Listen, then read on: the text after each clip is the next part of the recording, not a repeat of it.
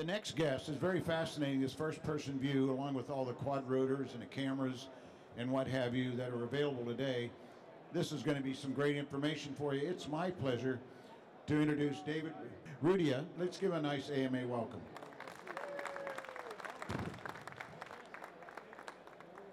Thank you for that. Thanks for coming out to the show. This is Getting Started in FPV, an introduction to first-person view RC flying. A little bit about me. I'm Dave Urrutia. I'm a longtime FPV pilot and RC enthusiast. I'm a founding member of Team Echelon, which is an FPV formation flying team out of Northern California. I'm also the host of Ground Station TV, which is a YouTube-based channel that I put on and focus on FPV flying and events, different products, and just cool RC stuff like the EXPO event here. I'm also the offsite support lead and video production lead for ReadyMadeRC. ReadyMadeRC has been a long-time leader in all things FPV from the early days of the sport. And I'm also a member of AMA's SUAS advisory group. With the advisory group, we focus on establishing safety and educational standards and working to prevent unreasonable regulations from the RC hobby. So a quick presentation breakdown. We're going to talk about what FPV is, for those who don't know. We'll talk about essential FPV components. We'll go through a component breakdown, talk about picking a system, and cover some points in safety. And if we've got a little time left over, we'll do some questions and answers. So what is FPV? Some of you might know what it is, but for those who don't, FPV stands for first-person view, or first-person video. Early adopters simply called it video piloting. In its simplest form, FPV is the act of transmitting a video signal from an RC craft in real time to an operator who uses that video signal to control the craft with a traditional RC radio. FPV taps into our natural ability to operate from a first-person perspective. In simple, it's basically putting a camera on any type of RC craft and giving you a view from inside of the craft or on the craft. And it's a lot of fun for those who haven't had a chance to try it. It's just something so natural about being a part of the craft that you're flying. Probably most people have been involved with the third-person perspective, the traditional line-of-sight flying, and when you can actually be a part of the craft itself, it's amazing. So one of the founding fathers, Orville Wright, said, "The exhilaration of flying is too keen, the pleasure too great for it to be neglected as a sport." And for anybody who's done some flying in FPV, you realize it is very exhilarating, and it's just a total pleasure, and significantly less cost and risk compared to a full-scale flying. So I've got a quick little video clip here that'll show you some footage that I've shot in FPV from a few different craft types, multi-rotors and fixed wing.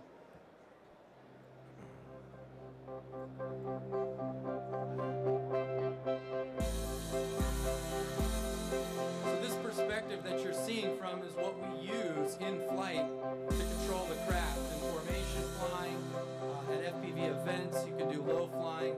And this perspective is what you see when you're the operator of an FPV craft. It takes you from the third person to that first person perspective and really opens up, the world to a whole new view of RC flying. Part of the reason that FPV has become so popular is because once people get to see this, they realize how exciting and fun it is to fly. Some of the footage are from different FPV races and events, like this shot here as we go through some gates and pylon racing. And I'm always amazed at people who fly traditional line of sight doing pylon racing because it's just so hard to tell depth of field. But when you're on board the craft, there's nothing like flying through a gate, and it's like going to the Death Star in Star Wars for any of you geeks out there. All right, so let's talk about some of the essential FPV components. For the most basic system, you're going to have a camera, a transmitter, and an antenna. That's what's going to be on your craft, and that's going to send your signal out into space. Not literally space, but the space you're flying in. And that's going to be picked up on the ground station side. The radio signal is going to be picked up by your antenna. It's going to be translated from a radio signal into a video signal, and you're going to provide that to either video goggles or a video monitor. And that's it. That's your basic system to allow you to have a craft and see in first-person perspective. And that's a monitor on screen there. That would be a ground station version. Another option is to use the goggles, as you can see Randy, one of my formation flying partners, is wearing there. So let's talk about the breakdown of the components. The FPV signal starts at the camera, and I break down cameras into two different models. There's the dedicated flight camera and the HD recording camera. So generally you'll have one or the other on a system, at least for a basic system. The dedicated flight camera is going to provide you a live video feed, and that's it. It's not going to record on board. It's simply going to provide you the video signal that you can send to your transmitter. In general, a good flight camera, a dedicated flight camera, is going to have a wide dynamic range, and it's going to allow you, for instance, if it's a really bright sunny day and the ground is lush and green, for cameras that aren't prepared for that, it might either wash out the ground and you won't be able to see how high you are, or the other way around. The sun, it might be so bright that you can't tell the clouds from the sun. So a good dedicated flight camera is going to balance those out so that you can see on a bright sunny day and also notice the detail on the ground so that you're able to come in for a landing or do some low flying. Some of the benefits to the dedicated flight cameras are that in general they can be smaller. Many times they're lower cost than their HD recording counterparts, and for some of them, they can have better video quality. The dedicated cameras, like the two small ones you can see on the screen there, those are descendants of the home security movement. Essentially, FPV was born out of a combination of LiPo packs becoming lighter and cameras becoming smaller and lower cost. So these days, the majority of cameras that aren't specific to FPV, like a GoPro, those are descendants of the video camera revolution, and many of them have been adapted for FPV use. The other type of camera that you might see, and is very popular as you go around the show, are the GoPro and the Mobius. These are what I'm considering the HD recording cameras. And there are a number of other options that are out there. Actually, as I go to the show, and almost quarterly, you see more and more options entering the market. The benefits, of course, with an HD recording camera are that they can record on board and provide the live video feed. So some of the footage that we watched earlier, that was from mainly from a GoPro camera. So we can see it here in high definition as it's recorded during the flight, but the GoPro will also send out a standard definition video link that we can use with goggles or a video monitor in real time. So you're framing your shots, you're getting to enjoy it, then you come back, load it on your computer, and get to see it all in high definition, which is really cool. Downside, of course, is that HD cameras can tend to cost a little bit more. Some of them are heavier, but even cameras like the Mobius are pretty small and low cost. So after the camera in the signal chain is going to be your transmitter. Transmitters are available in a number of different frequencies and a number of different power outputs. In general, you're going to want to pick a transmitter based on the craft you're using. One of the downsides with transmitters is that they can interfere with your nearby receiver on the craft. So when you're picking a system, you don't want to just go get any transmitter. You want to talk with somebody who's going to be able to help you out and pick a good transmitter for the specific craft that you're planning on using. For many of the transmitters that are out there, you are going to be required, at least in the United States, to use a ham operator's license. This is an FCC approved license that they issue, which says you are allowed to utilize the amateur radio bands that we have here in the United States. Different countries have different rules, but we'll stick with the US here. There are a few options that are out on the market now that do not require you to have a ham operator license. These are the FCC approved type transmitters. The downside with those is that they tend to be very limited on their power output, which means you may have limited range with those systems. But it is important, if you are going to get a system that requires a ham operator's license, that you take the time to do it. It's pretty easy to get a ham operator's license. You can go to Ham Test Online or a number of other resources, and it's a pretty simple test. You go to a local field office, you take the test, and the license is going to last you for 10 years. But it does give you the right to utilize those amateur radio bands for hobby use, not for commercial use. So next in the signal chain is the antenna. Now antenna could be its own whole presentation, so I'm only going to touch on antenna here, but again, it's good to have an understanding that antenna are very important in the FPV link. So when you do want to get started, it's good to work with somebody who's going to help you understand what would be a good antenna for your system. Essentially, I'm going to break down antenna into two categories, the radiation pattern and polarization. When we talk about radiation pattern, we're talking about how the signal is either transmitted or received. You know, how are we having the signal or not having the signal? So omnidirectional antenna are the most common type that are out there. They have a radiation pattern that picks up in a full circle or sphere, or theoretically they do. This is most common that we use on our radio transmitters. So if you've got a Futaba or JR or Taranis radio, those are going to have the antenna that's on them, and that is an omnidirectional antenna. So if you happen to fly behind yourself or around yourself, in theory the signal is the same strength on all sides around. These are great antenna for starting out because you never know when you find yourself with a craft behind you or somewhere where you didn't intend to go. And if you've got that signal going everywhere, it's going to help you maintain your link and not lose signal. The other type of radiation pattern are directional antenna. And with directional antenna, they, instead of being a sphere and an equal pattern, they're sort of like a beam, if you will.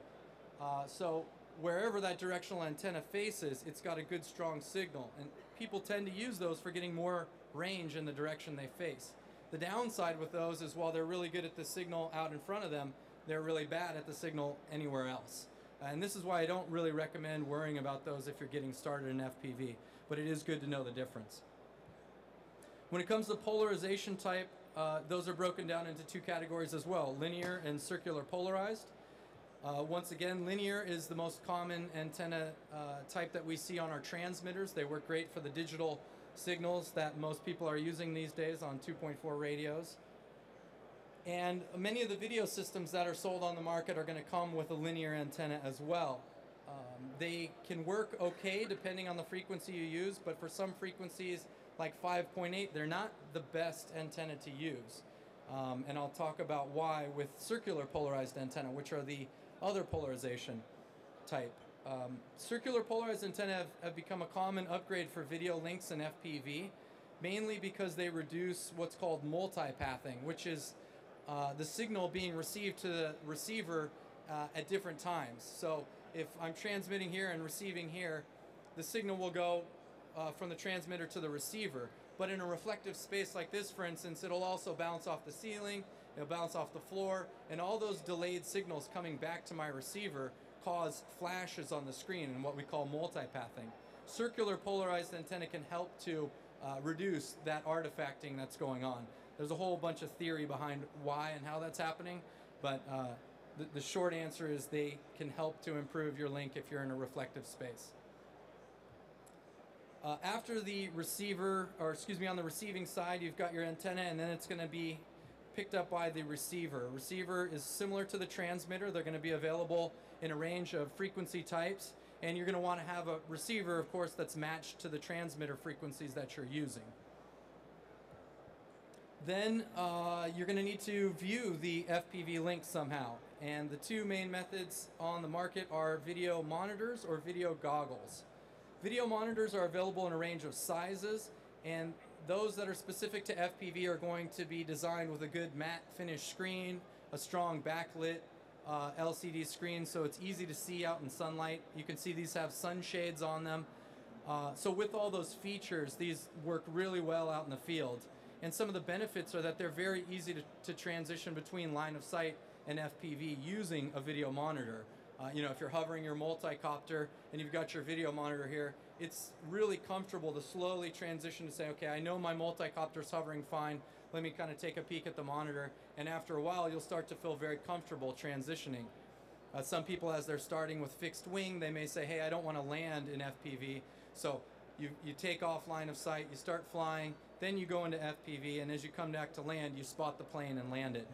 This is a great way to get going in FPV, and it's sort of a natural progression between line of sight and FPV to use a video monitor. Video goggles are the other option, however, and they're also very popular in FPV, available in a range of styles, types, and budget pricing. So if you've got a low budget, probably around $200, you could get into a reasonable goggle system, and you could spend over $1,000 for some other type, depending on the bells and whistles you go for. It really depends on the features and the goggle type. Some of the benefits of goggles, however, are they're highly portable. They're really convenient. If I want to just grab my goggles, my multicopter, and a radio, that's all I need. So for instance, I'm doing some demos later. That's all I needed to bring down to the show. I throw all that in a carry-on bag, and it's really easy to transport. So those are the two options: video goggles or monitor. And people can, you can kind of think about what might be something that you're into. Cover a summary of what we just went over there. You're outside, you're flying, it's a beautiful blue day, and you've decided to take your multicopter out, and you've added the camera, a video transmitter, and a matched antenna to the craft. That's going to help you send that signal out into the area that you're flying, and then you're going to be able to pick that up at your ground station through your antenna. It's going to be translated to a video signal with your video receiver, and you're going to watch it on your video goggles or your video monitor. A pretty simple system if you think about it. It's not a whole lot to upgrade either an existing platform that you have or to start fresh with a platform and plan to have the FPV gear on from the start.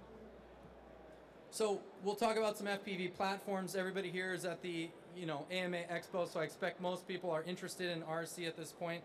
But multicopters, as you all can see, cruising around the show, they're everywhere now, and they're very popular. And there's a lot of great models out there ranging from small to large, really cool flight controllers. I think in 2015, the multicopter is really going to show its wings, no pun intended, and it's going to be everywhere. So the multicopters are very popular and a lot of fun in FPV. Fixed wing craft are also very popular. I can't help but cruise around this show and see all these cool warbirds and all these planes, and would love to put an FPV system on them and fly in your P-51 in scale or whatever. But generally I'm flying foam-based planes that are a little bit more specific to FPV.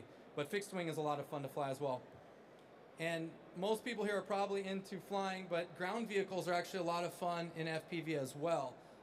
You can get a really fun perspective putting a camera in a ground vehicle. In this one here, we've got what we call the Tonka Summit. It's a Traxxas Summit with an old late 70s Tonka body that was modified, and we cut the head off of the driver, put a camera on his head, and put a steering servo in there, and it looks like you're riding along in the car. It's really cool.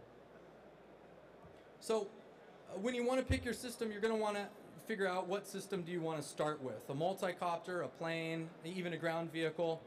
In general, I recommend starting with something that you're familiar with, something that you've flown or driven in line of sight already, so you're familiar with the flight characteristics, you're familiar with how the craft moves and flies through the air. That's going to be a better platform than saying, hey, I'm going to go get some scale cool plane and that I've never flown before and try and fly it from FPV. And then I do recommend you start with a low-cost basic system, similar to what we've been talking about here. It is a little bit of a transition to get used to flying in FPV, so you don't want to go and spend too much money and too much time investing, putting it all into your craft, and then you find out, whoa, okay, it's going to take me a little bit to get used to this, and I just put my craft into the field, and now I need to buy new gear. So start with a system that's low-cost and basic, and a good system is going to allow you to upgrade as you go. So that's something to think about. And then you want to think about how you're going to monitor your video link. We talked about the ground station, and at the ground station you're going to have the choice of the video monitor or video goggles. This comes down really to a combination of personal preference and prescription needs for some. Personal preferences, you may go out there and you may say, hey, I'm bringing my son along or my daughter, and I'd like them to be able to watch as I fly. So I want to have a video monitor. We can all look in on that. Or you're at a club and club members want to see as well. So a video monitor is going to be a great choice in that case. Or maybe you've got a lot of land behind your house and you say, hey, I'm going to bring my wife out and she's going to spot for me, and I'm going to pull the goggles down and just go enjoy flying in my backyard. That's another option too. So it's something to think about when you're getting started, is how you really want to see that. prescription needs will limit some people on goggle options. There aren't any goggles that I know of on the market that out of the box are ready to fit over glasses. So you would either need to use contacts or find a goggle type that is going to offer you diopters that may fit your specific prescription needs. And mainly those cover nearsighted prescription needs. So for some, goggles just aren't going to be a good fit because of those prescription requirements. And just remember, when you're picking your ground station, it's similar to picking like your transmitter radio. While you might crash planes, and some people are better at doing that than others, your radio transmitter, your ground station, these are things you want to have for a while. So it's worth putting a little bit of thought into, what do you want to use, the video monitor or goggles, and think about your budget more long term. If it's something where you can spring for a little bit more, that may be a better move than going with just the lowest cost system that maybe you'll find in a year or so, hey, I want something better, and then you've got to go spend again on that. So once you've chosen your craft and your video monitoring method, now you're a little bit better off to start picking the other components. This is where a lot of people do get confused, and working support for a number of years trying to help people pick systems, there is a lot going on in FPV, and if you're just new to the hobby, it can be a little bit confusing. So this is when I recommend you work with an experienced and reputable FPV retailer to help you pick your system and ensure compatibility. There are a lot of people who sell systems out there, and not a lot of them who have long-term experience, so they may not be the best to help you in the long run. They might be good at selling you something, but you want to have somebody who's going to be able to support you and be able to talk to you about if it's if it's something you can do for upgrades, and what you can look for the long haul. With that, I also caution people from purchasing on eBay and overseas vendors. I can tell you I've helped a lot of customers who've come to us at ReadyMade and said, hey, I bought this part on eBay, or I bought this from some overseas vendor, and the parts are not very good, if they work at all, and they haven't had good support or any support or good warranty coverage from factory defects. So while you may save a buck or two on some of that, with such advanced systems, it is worth to go with a company who's going to help you out and be reputable and support your purchases and cover you should there be factory warranty issues. So with anything that you're going to be good at, it's good to research, right, and to learn. And FPV has been born on the forums, really. The AMA has come around and been very open to that, but very few of the early adopters of FPV have come out of AMA clubs. So the community has been rallied around online forums. And two of the most popular forums are rcgroups.com, which probably a lot of you RC enthusiasts have seen. And for those who want to get into FPV, fpvlab.com is another great one. There's a lot of experienced FPV operators on there, and just great wealth base to go check out. So I highly recommend you check out those forums if you're getting interested in FPV to learn a little bit more. Problem is, you may find information overload, and there can be a lot of voices on the forum, which can make that a little bit challenging. And you'll get 5 or 10 people telling you this is the way to do it, and another 5 who say that those people are crazy and they don't know what they're talking about. So, and probably both people are right, because there are a lot of ways to get to the end option.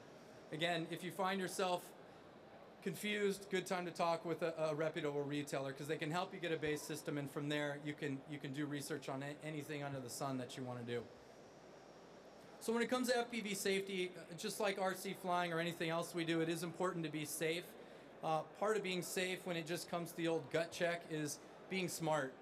Think a few steps ahead on whatever you're trying to do, and kind of try and be focused about anything that you're getting into. It probably seems obvious, but being smart goes hand in hand with being safe, and being safe is part of being smart. So think about what you're doing, what could be the negative impacts and the pitfalls of that, and try to ask yourself, what are my limits? What do I know? What don't I know? Where am I in things? And know those limits and try and not exceed those. Collectively being smart, safe, and knowing your limits is going to cover 90% of being safe in almost anything you do, including FPV. When it comes a little bit deeper into FPV, I highly recommend people check out the AMA's document 550 on utilizing first-person view systems. They've got that on the AMA website. and they cover operations, requirements, and limitations to FPV flying. So for anybody who's at an AMA club or wants to be covered under the AMA insurance, it's important you follow the guidelines that they list on document 550.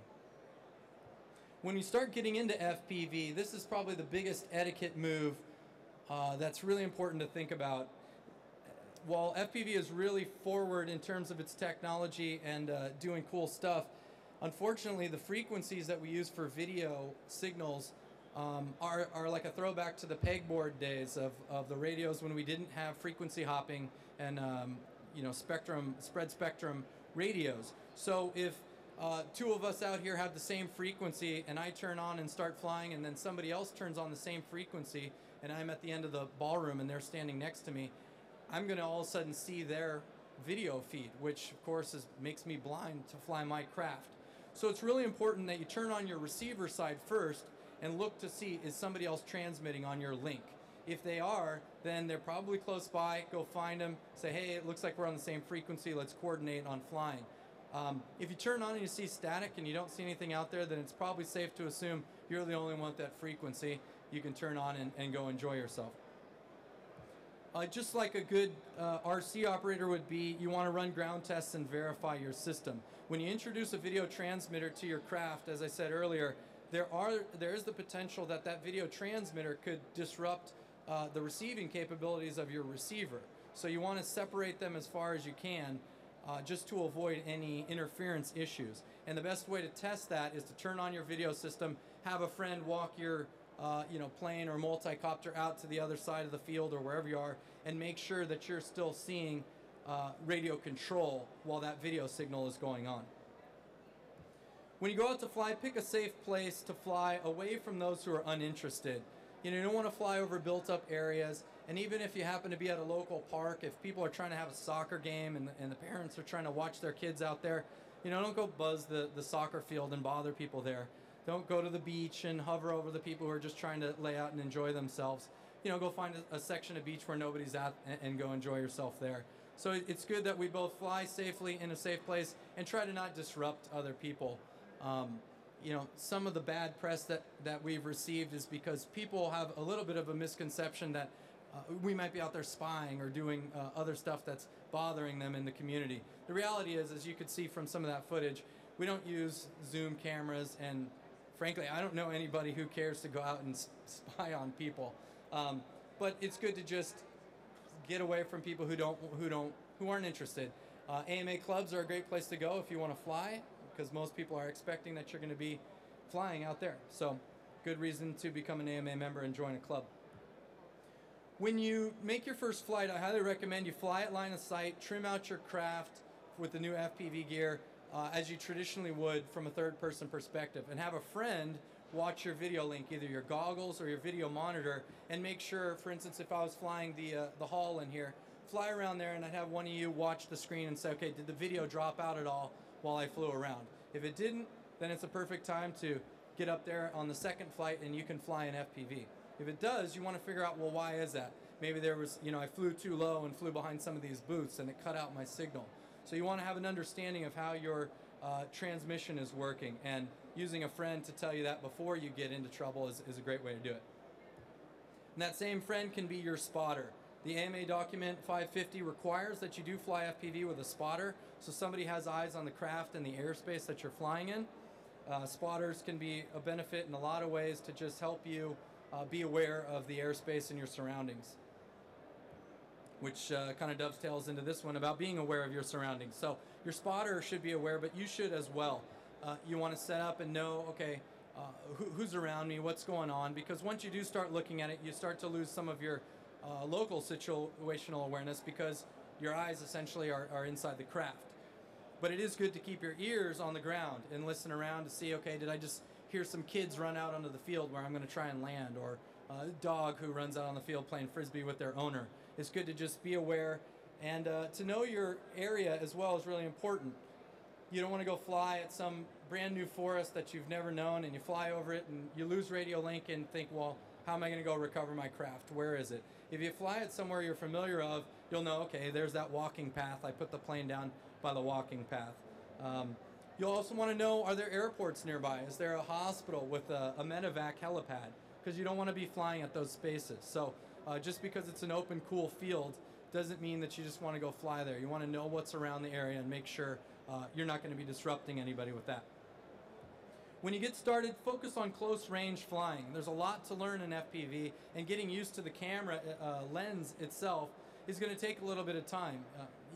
You know, first person view is very natural, just like we would be driving a car or riding a bike or walking, but you are using generally a single lens, and so you don't have the same depth perception that you do when you'd ride a bike. So you want to take a little bit of time, stay in close, and get used to understanding, okay, as I come in for a landing, how fast am I coming in?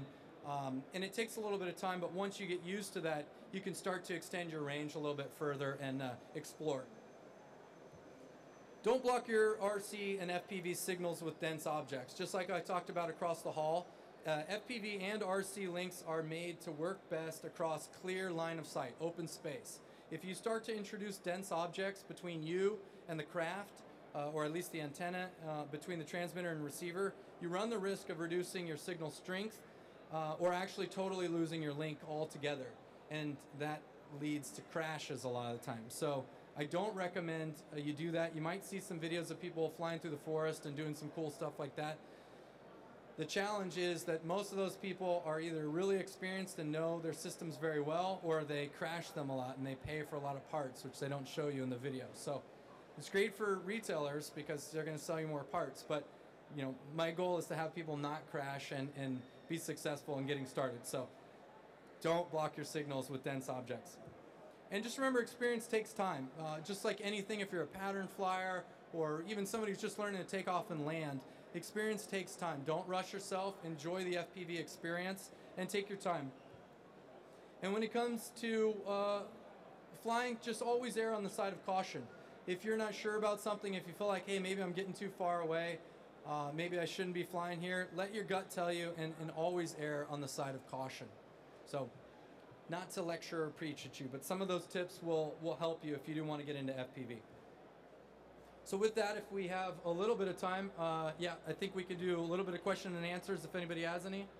How did the tilt systems in the goggles work, the advanced tilt systems? I'm sorry, a little louder for me?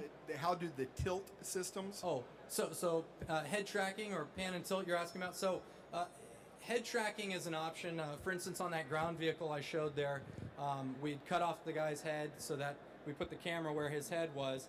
And with some of the goggles, they have what's called a head tracker inside of them. It's essentially an accelerometer and gyro. So you can connect that to your trainer port on your radio, and as you look left and right, up and down, that can send a signal through your radio to the servos on the craft and allow the camera to be on a pan and tilt system. Now, I don't recommend this for people getting started because it can be a little bit confusing from an orientation perspective. If your craft is flying this way and you're looking this way and you're thinking, wait a minute, what's going on here? But once you do get a little further along, head tracking is a really fun thing to advance to. I'd say for the intermediate or advanced, that's when you want to look into that. And yeah, it's as simple as having 2 extra radio channels on your transmitter, and it'd be like adding 2 extra servos on your craft. Any good basic systems you could recommend for the beginner? You know, so it really depends. There's actually a few systems that have come on the market. Actually, Horizon is showing a few of them that are ready to fly systems. If you're a builder type, like at ReadyMadeRC, we have a number of different packages that you could get into depending on what system that you want. If you're looking for goggles or monitor, and if you're looking to fly on a fixed wing or a multi-rotor. So, you know, I can't think of, aside of some of the ready-to-fly systems that are just an all-in-one, because there are a lot of variables. You could have your own, maybe you have a GoPro camera, so you want to use that, but you need the rest of the system. But there's great starter package and systems out there if you need, and I could talk with you after, but if you go to ReadyMadeRC.com, we've got a lot of those available. Any other questions? Can you kind of go over some of the benefits of like 5.8 versus 2.4 and 1.3, and you know what the benefits and disadvantages are of each? So there's a number of frequency types for video transmitters that we have out there. The 900 megahertz has one, which is the lowest frequency at 910 actually megahertz. Then if you move up the line, there's some 1.3 systems. A little further up is 2.3, then 2.4 video, and up to 5.8. So there's a range of bands that fall within the hobby legal to use if you have a ham or some of the FCC approved types. And those are really depend on what you're doing. So if you have a 2.4 radio, I don't recommend using 2.3 and 4 video. Basically people tend to use 1.3 and 900 megahertz for longer range flying. They're limited though on their channels. There's only one channel on 900 megahertz and there's only 2 channels on 1.3. So what happens is a lot of people will get those systems and we'll go to FPV meets or other places and we'll have a board for people to fly who have those systems, and the people who have 1.3 and 900 wait all day to fly because there's only 2 channels. When you move up to 5.8, for instance, that has the most channel groups, and that tends to be the most flexible in a growing FPV market. The antenna are also much smaller. When we're talking about circular polarized antenna, the higher the frequency, the smaller the antenna. So if you've got a little mini multi and you put a 900 megahertz system and you want to have a circular polarized antenna, that thing's like the size of a grapefruit. So you've got this little quad with this big antenna, as opposed to using 5.8 where you just have this, like in the picture there, that's a little 5.8 antenna just off to the side of my blurred out body up there. The equivalent 1.3 antenna would cover my whole body and the truck behind it. So sometimes when you think about it, it's not just for the frequency itself, but how is that antenna going to play into your system? And do you want to fly with others? So, but some of the benefit is that if you pick different frequencies, you know, if you were on 1.3 and I was on 5.8, we're definitely not going to bother each other from an interference standpoint. So sometimes it's nice to have friends where each of you pick different frequencies. Sorry. Hi. Obviously, things are moving pretty quickly. I'm sorry, just a little louder for me. Oh, hi. Things are moving pretty quickly in this segment. Can you speak to any new technology that you see coming out, HD, 3D, digital Sure. transmission? Yeah, so the question was on new technology coming out for FPV. So HD video links are here, kind of, and they're becoming more popular. They tend to still be very expensive. Most of the systems are around $1,000 or more just for the transmitter and receiver. So for your average person who's going to want to, you know, put it on a 450 or a 250 quad, that still may be a bit high on the budget compared to a traditional standard definition video link that we use most commonly, where that could only be a few $100s. But they are coming, and I expect in the next few years we'll start to see lower cost HD systems arriving. And then 3D technology is also coming out. It's one of the hardest things to display or demo for people. You can talk about it, you know, but I couldn't show you a 3D demo in here. But once you see 3D, it is amazing. It is the coolest thing. I've seen some neat 3D demos at a few meets throughout the year, and they're really exciting, and I'm excited for the technology down the road. The challenge is, again, they're very expensive, and it requires that you have goggles, for instance, that can also handle 3D. You know, you can't use a monitor in 3D that I know of yet. So there are limitations and a high cost entry for that. Otherwise, flight controllers, there's a lot of great flight controllers that are coming out. Stuff like the Eagle Tree Vector is a great on-screen display combination flight controller for multicopters and planes. So lots of cool stuff like that. Any more questions? I think up front we've got one. Okay, I know it's a very complex question, but focus just on one frequency range, say the 2.4. Can you discuss maybe what the sweet spot is for the power output that you want to look for if you're doing something mainstream like pylon racing or something like that? Yeah, so the question is there like a specific sweet spot in the power output of a certain transmitter type? And it was regarding pylon racing. Yeah, well, right. So part of the thing that goes on in FPV is there's a lot of different things people do, right? Pylon racing or club stuff, you may be in close range. And I tend to, you know, a big misconception people have is that more power means more range. You know, everything's better, right? I want the most I can have. And the problem with that is that a lot of times more power means that you're sending more interference to your local receivers on the craft. So really the best systems are going to be a balance of power to what you need. You really only need, it's just like they teach you in ham, you only need as much power as you need to get the job done. You don't need so much power that you blow across the whole other state, even though you're only flying, 100 yards away. So I don't know that there's a sweet spot, but I would tend to say some of the best power outputs in terms of wattage, as a lot of them are issued, are probably between 150 milliwatts to maybe 600 milliwatts, depending on them. People will get more, and we sell more, for instance, higher wattage, but in general, you don't need that much wattage. It's mainly your antenna that are going to help you get a good signal between the transmitter and the receiver. All right, thanks everybody for coming out. Appreciate it. If anybody has any other questions, we can chat on the side over there.